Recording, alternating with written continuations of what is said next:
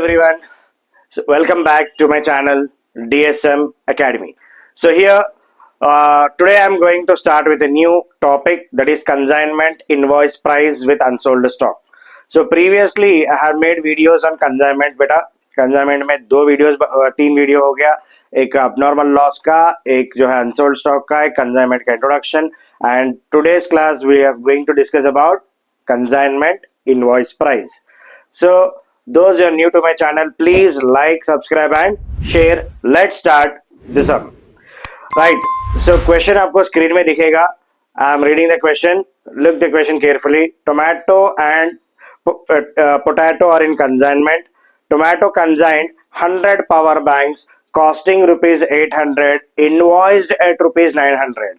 यानी यहाँ पे दो पार्टीज है, tomato and potato. So tomato जो है 100 पावर बैंक्स जो है पोटैटो को भिजाया सेल करने के लिए. कॉस्ट प्राइस उसका है 800 rupees, but is invoiced at 900 rupees. Extra price बता के भिजाया 100 रुपया. सो पहले मैं ये बताना चाह रहा हूँ आप लोगों को कि इनवॉइस प्राइस जो है ना, वो invoice price is extra price over then the cost price. Cost price से जरा ज्यादा प्राइस रहा तो उसको इनवॉइस प्राइस बताते. जैसे कि एग्जांपल, अगर एक कोई प्रोडक्ट है उसका कॉस्ट प्राइस है 100 रुपए, तो उसमें कंसाइनर को अगर बेनिफिट मिल रहा है 20 रुपए का प्रॉफिट मिल रहा समझो. when he want to increase his profit, what he'll do, he will sell the goods at higher prices in this, right? So वो प्राइस जो है 120 रुपीज में बिजाए तो अब क्या हो जाता, consignee will sell at higher prices, right? सो अब पहले मिल रहे 120 रुपए और यहाँ पे एक्स्ट्रा रुपए जो कवर करके हाइड करके भी जाए ना, तो वो 20 रुपीज, ये 20 रुपीज, टोटल 40 रुपीज का प्रॉफिट मिलता है. यानी consignor whenever he sending the goods on invoice price, he will be benefited. And ये इनवॉइस प्राइस को हमेशा हाइड करके भी जाता है, इसलिए इसको हिडन प्राइस बोलते हैं. Consignee will not know about that the hidden price. तो कंसाइनी को यहाँ पे मालूम नहीं होता कि भाई इनवॉइस प्राइस में भी जाए कंसाइनर बोल के. So that is the reason invoice price का सम थोड़ा अलग रहता है रेगुलर सम्स में से, राइट? सो यहाँ पे tomato and potato are in consignment. They tomato consign 100 power banks costing rupees what sir 800 rupees each, and it is invoiced at 900 rupees. So 800 रुपए का 900 रुपए में एक पावर बैंक भिजाया. So tomato incurred expenses of rupees 800 freight and 200 packing and 1000 other expenses. Now potato incurred expenses of rupees, what is saying, potato incurred expenses of rupees 500 freight, 800 carriage and 1000 other expenses, that is rent. Tomato received the consignment and sold the goods, that is tomato भिजाया था and potato receive करा. यहाँ पे potato जो है कितने goods से बेचा, 95 power banks बेच दिया totally at the rate 1000 rupees each, and with a commission of 2% normal and 3% dull credit. Total commission हो गया 5% का commission. So prepare necessary ledger accounts in the books of tomato is saying. So पहले sum start करने से पहले, ledger बनाने से पहले, first we have to know that यहाँ पे who is the consignor बेटा, दो जो person भिजा रहा है वो consignor होगा ना. So tomato is sending the goods, he will be the consignor, and potato is receiving the goods, he will be the consignee, right? So he is sending how many power banks, 100 power banks, and potato is selling how many, 95. सो बच गए कितने, 5 is unsold. इसका unsold stock का value पहले मालूम करना है अपने को at invoice price as well as cost price. यहाँ पे दो प्राइस में अनसोल्ड स्टॉक फाइंड आउट करना है. Next we have to proceed with ledger, right? First we have to calculate the unsold stock at cost price, then we have to proceed with invoice price. क्योंकि यहाँ पे 800 rupees का power bank cost price है, 900 rupees को consign किया था tomato potato को. सो 900 रुपए में, यानी 100 रुपीज एक्स्ट्रा है, तो 100 रुपीज एक्स्ट्रा में भी फर्क आ जाता ना. तो अनसोल्ड वैल्यू करेक्ट आने के लिए पहले अपन क्या करते, कॉस्ट प्राइस में कैलकुलेट करते, फिर invoice price, then will see the difference between unsold stock at cost price and unsold stock at invoice price. दोनों का डिफरेंस निकाल के जो एक्स्ट्रा रहता है उसको लोडिंग बताते, राइट, और एल्स रिजर्व, स्टॉक रिजर्व भी बता सकते हैं. So first will start with unsold stock at cost price. So बेटा first we'll calculating unsold stock at cost price same proforma होगा. स्टेप नंबर 1 क्या है? Value of goods remain unsold. Value of goods remain unsold, right. So यहाँ पे value of goods remain unsold में कितने goods unsold है? यहाँ पे 100 power banks were consigned and 95 sold. 5 remain unsold, right? So 5 power banks at the rate, what is the cost of each? 800 is the cost of each. So 8 5 40, यानी कितना हो गया? 4000 rupees हो गया ना यहाँ पे. 800 into 5 unsold, right? So step number 2 is add consignor all expenses. Consignor के सब एक्सपेंसेस ऐड होना चाहिए यहाँ पे, राइट. सो कंसाइनर के ऑल एक्सपेंसेस के अंदर, right, what are the expenses we have here?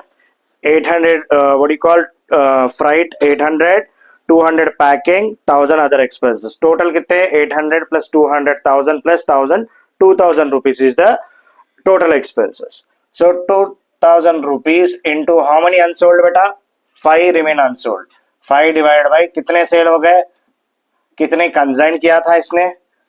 5 is unsold divide by how many sent? 100, right. So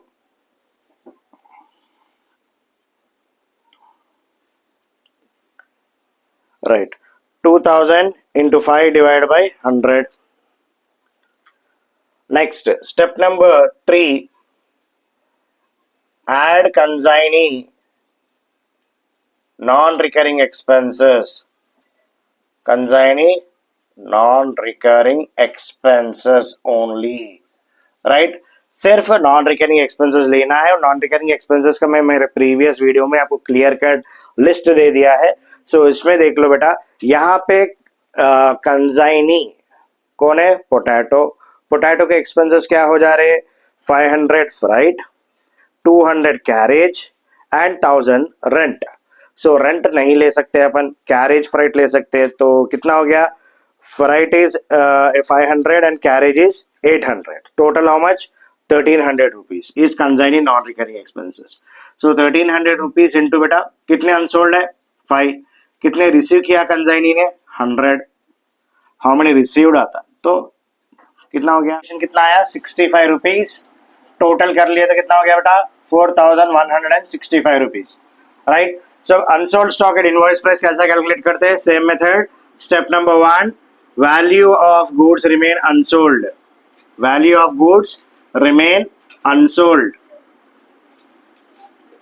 right? So here how many goods unsold here? 5. What is the invoice price of each good? 900 rupees था एक power bank का price, right बेटा. सो 5 into 9 4500 हो गया. Next step number 2 जो है, add consignor all expenses. Consignor के जो भी एक्सपेंसेस है पूरे ऐड करना चाहिए यहाँ पे, ठीक है. सो 2000 हो गया. सेम यहाँ पे जो स्टेप है, स्टेप नंबर 2 वही कंप्लीट होता है यहाँ पे. कंटिन्यू. 5 अनसोल्ड है, 100 भिजाया. सो 100 हो गया यहाँ पे. नेक्स्ट स्टेप नंबर 3 जो है, add consignee non recurring expenses. Consignee के जो है नॉन रिकरिंग एक्सपेंसेस ही ऐड होता, राइट बेटा. नॉन रिकरिंग एक्सपेंसेस कितना नॉन रिकरिंग है? 1300 into 5 by received is 100, which is around 65, right? So total हो गया कितना? 4665 rupees. This is unsold stock at cost price, unsold stock at invoice price. IP shortcut में IP लिख सकते हैं. तो देखिए अब invoice price at unsold stock का इनवॉइस प्राइस और अनसोल्ड स्टॉक का कॉस्ट प्राइस, ये दोनों का जो है बेटा डिफरेंस निकालना पड़ता है. क्योंकि अपन हाइक करके बता रहे ना प्राइस, तो ज्यादा करके बता रहे, तो ज्यादा करके सेल भी हो रहा. तो इसलिए पहले अपने को मालूम होना कि कितने गुड्स अपन ज्यादा करके बताए, कितना रकम ज्यादा करके बताए. So the difference is here is Invoice price is 4665, cost price is 4165. The difference is how much? 500. That is stock reserve. इसको stock reserve बोलते हैं. चलो, let's proceed with the problem. यहाँ पे डेबिट साइड में लिखना पड़ेगा आपको to goods sent on consignment. To goods sent on consignment लिखना है and that to invoice price. IP लिखना है यहाँ पे, इनवॉइस प्राइस का लिखना है. ठीक है. सो इनवॉइस प्राइस का लिखे तो कितना है यहाँ पे? Totally 100 power banks were sent at the rate 900 each, rupees 900 each. कितना हो गया बेटा? 90,000. Then consigner expenses, you have to write it as to bank account expenses of consigner, right? Okay. consigner के expenses कितने हैं? Totally 2000, right? उसके बाद consignee expenses. consignee का नाम क्या है यहाँ पे? Potato account expenses. टोटल यहाँ पे 1300 प्लस 1000 जो है गोदाम rent. 2300 is the expenses. Then after अपने को क्या करना है? क्रेडिट साइड में लिखना है sales by potato account sales. Sales किया ना इन्हें. So how many goods were sold? 95 goods were sold at the rate 1000 rupees each, right? 95 into 1000, 95,000. ये हो गया. उसके बाद कमीशन कैलकुलेट करना है. चलो बेटा. सो अब टू पोटैटो अकाउंट बोल के लिख दिए अपन. Potato account commission calculation 2% normal and 3% dull correct. Total 5% commission. So अब देखो 95,000 जो सेल्स है, सेल्स के ऊपर कमीशन लेना है ना. 95,000 into 5%, right? So 95,000 into 5%, 4750. This is commission. After that credit side में लिखना है बाय अनसोल्ड स्टॉक, राइट? सो अभी unsold stock account invoice price. Invoice price का अनसोल्ड स्टॉक लिखना है बेटा, क्योंकि अपन इनवॉइस प्राइस से बता रहे. तो इनवॉइस प्राइस का कितना है? 4665, राइट? ये हो गया unsold stock at IP. Now what we have to do is, यहां अपन क्या करके बताए? 100 रुपए ज्यादा करके बताया ना. 800 रुपए का कॉस्ट प्राइस है, 900 रुपए बताया. 100 rupees we are showing excess. वो एक्स्ट्रा डेबिट में बताए तो क्रेडिट में ला लिए तो क्या हो जाता? बैलेंस हो जाता. 100 rupees we are showing more in the debit side, and if you are writing that 100 rupees in the credit side, it will get balanced, right beta? So you have to write by goods sent on consignment. क्या लिखना है? goods sent on consignment account लिखना है. difference between IP minus CP, invoice price minus cost price, into number of goods sent, कितने भिजाया. अब देखो 900 रुपए invoice price है माइनस 800 रुपए into how many he sent? 100 goods he sent, right? So 900 minus 800, 100 into 100 कितना हो गया? 10,000, राइट? आफ्टर दैट यहाँ पे आईपी ज्यादा करके बताया ना इनवॉइस प्राइस. अगर वो ज्यादा करके बताए, यहाँ कॉस्ट प्राइस का बता दिए समझो, तो क्या हो जाता? बैलेंस हो जाता. So that's the reason will write here to loading. Loading भी लिख सकते हैं या स्टॉक रिजर्व भी लिख सकते हैं बेटा. So unsold IP minus unsold CP, invoice price minus cost price. So कितना है? 4665 minus 4165. The difference is how much? 500 shown excess, right? So पहला गुड्स भिजाए सो लिखे अपन. ओनर के expenses that is tomato expenses, potato expenses, potato sales, potato commission, unsold stock and उसका loading, and यहाँ पे गुड्स का लोडिंग. चलो कंप्लीट हो गया क्वेश्चन. अब उसका बैलेंस करेंगे. Debit side balance 90,000 plus 2000 plus 2300, 4750 plus 500.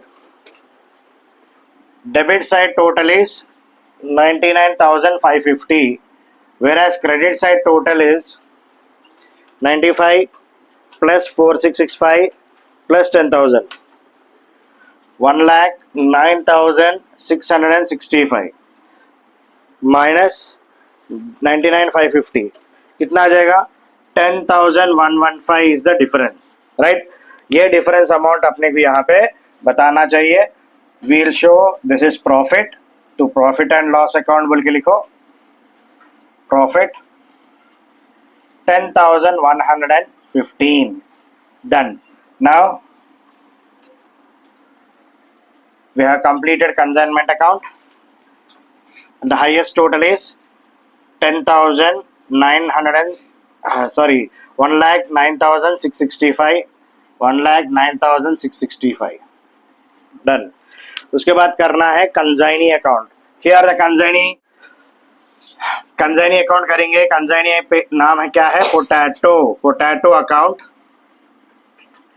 So here while doing potato account, first entries क्या है पोटैटो को वही लेना इसमें, राइट?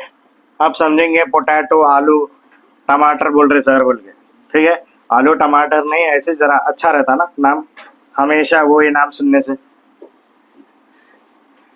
राइट? अब particulars rupees potato account.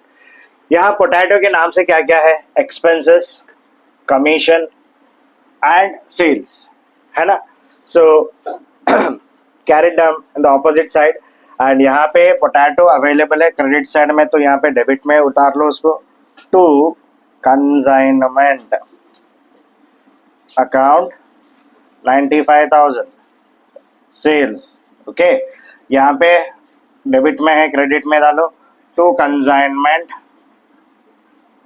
Account expenses 2,300, right? By consignment account commission. ठीक है बेटा. सो कमीशन कितना है? 4750. डन. चलो अब टोटल करेंगे. डेबिट साइड 95 है, क्रेडिट साइड कितना है? -2,300, 4750. सो 87,950 rupees.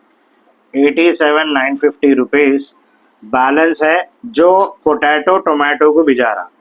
Bye bank account amount to be remitted to tomato. ठीक है. Highest total is 95,000. ठीक है बेटा. उसके बाद consign goods and on consignment account जब करते हैं आप, वो सिंपल ले लेना है. मैं बता रहा हूँ नहीं इसमें, क्योंकि ये सिंपल सम है. Goods and on consignment heading लिख के यहाँ गुड्स एंड ऑन कंसाइनमेंट दिख रहे हैं ना, इसको डेबिट में है, क्रेडिट में लिखना बाय कंसाइनमेंट अकाउंट बोल के. यहाँ गुड्स एंड ऑन कंसाइनमेंट है क्रेडिट में, उसको डेबिट में लिखना चाहिए to consignment account. So 90,000 minus 10,000 80,000 आता टू ट्रेडिंग अकाउंट बोल के लिखना है, राइट? सो नेक्स्ट कंसाइनमेंट में आपको एग्जामिनेशन के रिलेटेड पॉइंट सम्स तो हो गए. एंड नेक्स्ट वीडियो में आपको 1/4 2/3 ऐसे अगर सम्स दिया, 1/2 इतना गुड सेल हो गया, 1/2 पार्ट सेल हो गया, 3/4 पार्ट सेल हो गया, अगर ऐसा दिया तो उसको कैसा सॉल्व करना मैं अगले वीडियो में बताऊंगा. And so keep watching the videos. Yash Shekhar signing off.